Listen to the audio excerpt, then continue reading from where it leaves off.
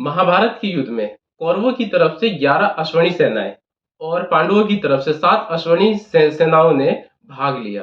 मतलब अगर महारथी और सैनिकों को मिला करके देखा जाए तो लगभग 50 लाख लोगों ने दोनों तरफ से भाग लिया था। और सबसे बड़ा सवाल ये था कि इतने सारे लोगों के लिए खाना बने कैसे और कौन बनाएगा।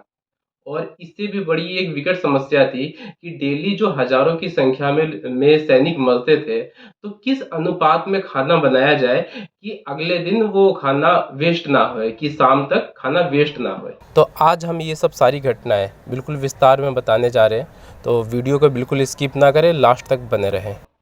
तो hi guys, this is Kushwaha and you watching information warrior. Mahabharata का जो युद्ध था, इससे बड़ा ना कोई अभी तक युद्ध हुआ है और ना ही शायद कभी होएगा।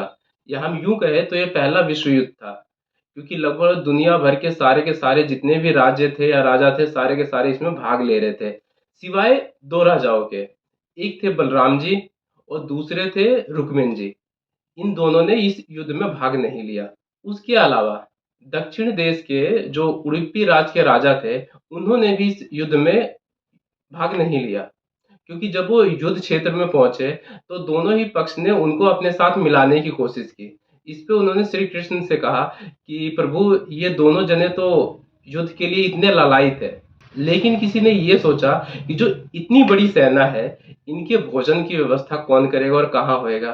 तो दोनों ही पक्ष ने, जो उडुपी नरेश थे, उनको ही ये भार दिया कि आप ही इस भोजन की व्यवस्था को संभालें। तो इस पे उडुपी राज्य के जो राजा थे, वो और उनकी जितनी भी सेना थी, तो सबने ही भोजन की व्यवस्था को देखा।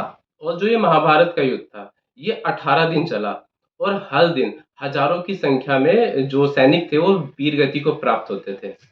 लेकिन उडुपी नरेश की ये कुशलता थी कि वो खाना इस अनुपात में बनाते थे कि शाम तक अन्न का एक दाना भी नहीं बचता था। इस पे सभी काफी हैरान होते थे। जब 18 दिन के बाद पांडव युद्ध जीत गए और युधिष्ठिर का अभिषेक हो गया, तो युधिष्ठिर से रहा नहीं गया और उन्होंने उडुपी नरेश से पूछ ही लिया कि महाराज, आप किस अनुपात में डेली खाना बनाते थे कि शाम तक अन्न का एक भी दाना व्यर्थ नहीं होता था। इस पे उडुपी नरेश ने मुस्कुराते के साथ ही बड़े धैर्य के साथ बताया कि महाराज, कि हम डेली शाम को श्री कृष्ण के कमरे में मूंगफलियां गिन के धरते थे। श्री कृष्ण जितनी मूंगफलियां खाते थे, उतने हजार गुना अगले दिन जो सैनिक थे वो वीर गति को प्राप्त होने वाले होते थे।